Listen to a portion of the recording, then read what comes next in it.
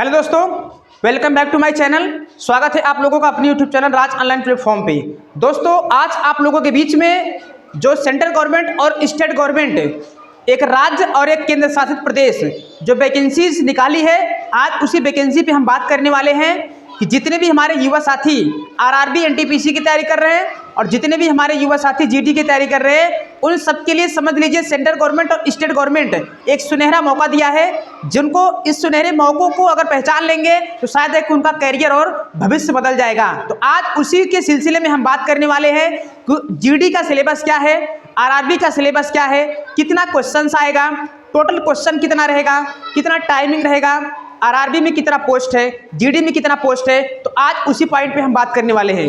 दोस्तों, ऊपर आप देख लीजिए, यहाँ जो आरआरबी लिखा गया है, आरआरबी एनटीपीसी, और ध्यान दीजिए आरआरबी का मतलब होता है रेलवे रेजिमेंट बोर्ड और एनटीपीसी का मतलब होता है नेशनल थर्मल पावर कॉर्पोरेशन। तो दोस्तों, ये जो वैकेंसी आई है वो ग्रेजुएट लेवल है। ग्रेजुएट का मतलब क्या होता है? स्नातक।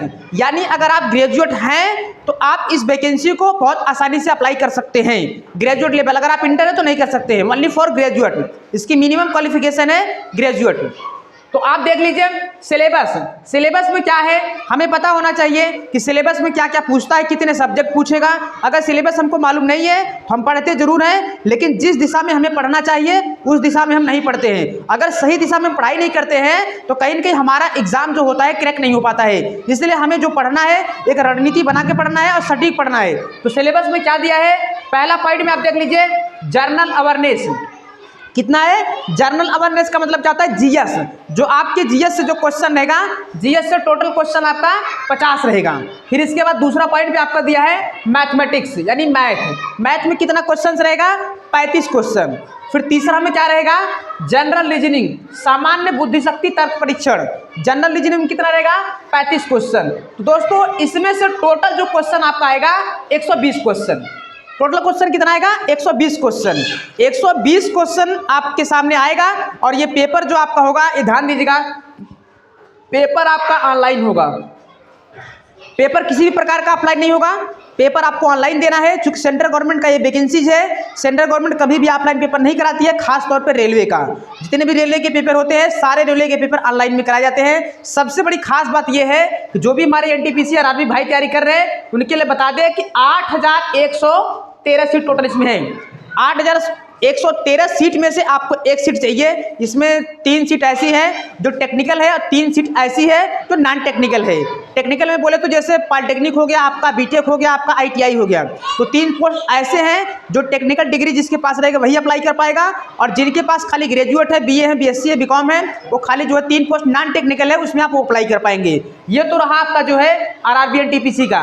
तो आप जितने भी हमारे आरआरबी एनटीपीसी की तैयारी करने वाले युवा साथी है वो लग जाइए और आज से आरआरबी का और आरआरबी एनटीपीसी और जीडी का हम आज से बैच चलाएंगे। और आज से आरआरबी एनटीपीसी का और जीडी का दोनों ही बैच चला के जितने भी सिलेबस इसमें दिए गए हैं, सारे सिलेबस को हम आपको कवर कराएंगे। फिर लास्ट में इसका मैराथन भी आपको कराएंगे। एग्जाम तक आपको हम अच्छे से अच्छा तैयारी करवा देंगे ताकि एग्जाम को आप क्वालिफाई कर सकें। नेक्स्ट वैकेंसी जो आई है जीडी, ध्यान दीजिए, जीडी का सिलेबस क्या है? देखिए, सबसे बड़ी खास बात इसमें है, जीडी में समझ लीजिए बम्पर वैकेंसी आई है। जीडी में कितना टोटल सीट है? 39,481 सीट। 39,481 सीट कोई मामूली सीट नहीं है, बम्पर भर्ती है। जो भी हमारे युवा साथी जिनका पर्सनालिटी हाइट वगैरह है, अगर थोड़ा सा मेहनत कर देंगे, ये समझ लीजिए जीडी की नौकरी की पक्की है। सबसे बड़ा खास रीजन इसका ये है, टोटल उसमें 80 क्वेश्चन है।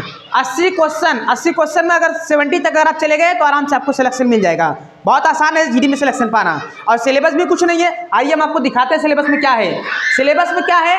जनरल रीजनिंग, मतलब सामान्य जो रीजनिंग रहेगा उसमें से मामूली 20 क्वेश्चन रहेंगे, only for 20 question. Second part में दिया है जनरल नॉलेज, सामान्य ज्ञान, उसमें से भी आपका कितना क्वेश्चन रहेगा? 20 क्वेश्चन।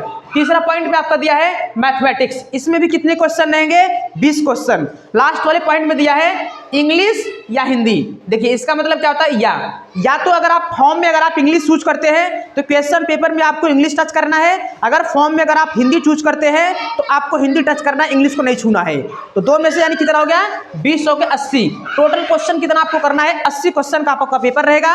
80 क्वेश्चन बहुत ज्यादा नहीं है, 80 क्वेश्चन मामूली क्वेश्चन है। अगर जो भी हमारे युवा साथी जीडी की तैयारी कर रहे हैं, अगर हमारे ख्याल से 3 महीने के लिए अगर कमरे बंद करके अगर पढ़ाई कर ले अगर, तो 3 महीने में उनके सर पे वर्दी होगी। ये मेरा चैलेंज है, मेरी गारंटी है। खाली लग जाए किसी तरह बस 3 महीने के लिए अपने आप को कमरे में बंद करके सोच ले कि मैं नहीं हूं, मर गया हूं। 3 महीने के बाद जब एग्जाम दे के निकलेंगे, मुझे लगता है कि उनके सर पे एक टोपी होगी, उनके सर पे बदन पे एक वर्दी होगी। खाली ठान ले कि मुझे इस बार जीडी में सिलेक्शन हर हाल में लेना है, तो सिलेक्शन कहीं दूर नहीं है उनके लिए, सिलेक्शन उनका कदम जरूर चूमेगी। तो दोस्तों, ये 2 वैकेंसीज तो हमने आपको बताया, सुनहरा मौका है। जो भी हमारे युवा साथी आरआरबी एनटीपीसी का फॉर्म अभी तक अप्लाई नहीं किए हैं, कृपया साइबर कैफे पर जाकर अपना जो भी डॉक्यूमेंट वगैरह है फिलअप करके अपना आरआरबी एनटीपीसी का फॉर्म अप्लाई कर दें। और जो भी हमारे साथी जीडी की तैयारी कर रहे हैं, उस साइबर कैफे पे जाके जीडी का फॉर्म तुरंत अप्लाई कर दे। तुरंत अप्लाई करने के बाद सब्जेक्ट का सिलेबस निकाले और बुक वगैरह खरीद कर तुरंत अपनी पढ़ाई में लग जाइए। 4-5 महीने सोच लीजिए मैं नहीं हूं, 4 महीने के बाद जब अगर आपका सिलेक्शन मिल जाएगा तो लाइफ आपका बन जाएगा। लेकिन नहीं सोचेंगे, एक तो वैसे भी गवर्नमेंट आपको नौकरी नहीं दे रही है, वैकेंसीज अगर आपको मिली है उस वैकेंसीज का नाजायज फायदा मत उठाइए, लग जाइए, टाइम दे दीजिए, क्योंकि बीता वक्त कभी वापस नहीं आता है। इसलिए समझ लीजिए टाइम आज जा रहा है, कल वो टाइम ब्लॉट पर वापस नहीं हो जाएगा। आप वहीं रहेंगे, समय आपको मार कर बहुत आगे निकल जाएगा। इसलिए समय को पहचान लीजिए। तो दोस्तों, ये रहा आपका छोटा सा पॉइंट। फिर मिलते हैं आप लोगों से अगले वीडियो में, तब तक के लिए थैंक्स फॉर वॉचिंग।